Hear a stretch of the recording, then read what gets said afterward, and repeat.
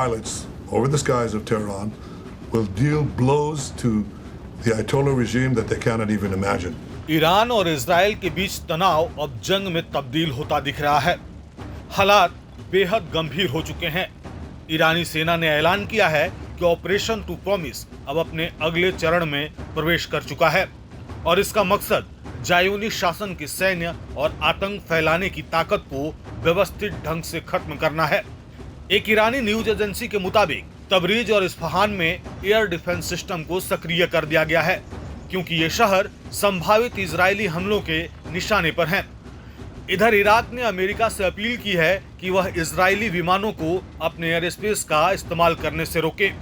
वहीं ईरान ने पुष्टि करते हुए कहा कि इजरायली हमले के बाद दुनिया के सबसे बड़े गैस क्षेत्र में उत्पादन आंशिक रूप से बंद कर दिया गया है। इस बीच जापान के प्रधानमंत्री ने इजरायल के हमलों की तीखी आलोचना की और इसे पूरी तरह से अस्वीकार्य बताया।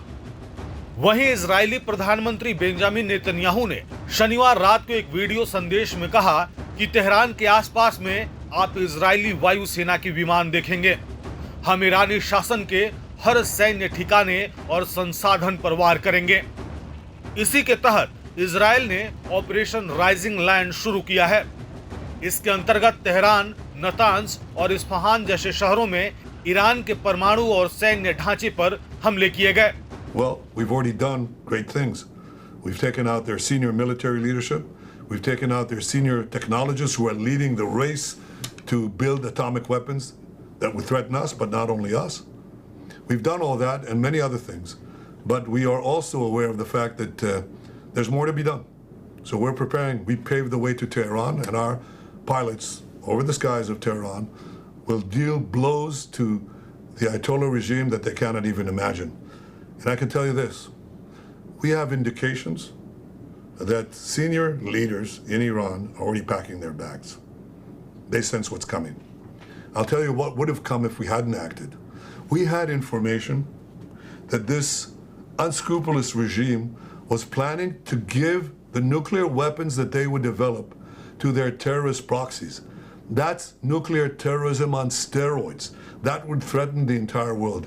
This is what Israel is doing with the support, the clear support of the President of the United States, Donald Trump, and the American people, and many others in the world.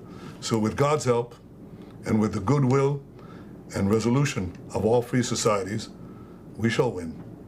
वहीं रविवार को Israeli आपातकालीन सेवाओं ने पुष्टि करते हुए कहा कि उत्तरी इजरायल के घर में ईरानी मिसाइल गिरने से एक महिला की मौत हो गई है और अन्य घटनाओं में 3 और महिलाओं की जान गई है और 10 से अधिक लोग घायल हैं। आईडीएफ ने बताया कि देर रात ईरान की ओर से मिसाइलें दागी गई जिन्हें रोकने की कोशिश की गई। यरूशलेम के आसमान में मिसाइलें देखी गई। हालांकि वहां सायरन नहीं बजे, लेकिन हाइफा समेत उत्तरी इलाकों में अलर्ट जारी कर दिया गया। वहीं ईरानी गार्ड्स ने चेतावनी दी है कि वे हमले को और घातक करेंगे। ईरान के रिवोल्यूशनरी गार्ड्स ने दावा किया है कि उनकी मिसाइलों और ड्रोनों ने इजरायल के एनर्जी इंफ्रास्ट्रक्चर और फाइटर जेट्स के ईंधन उत्पादन ठिकानों को टारगेट किया है।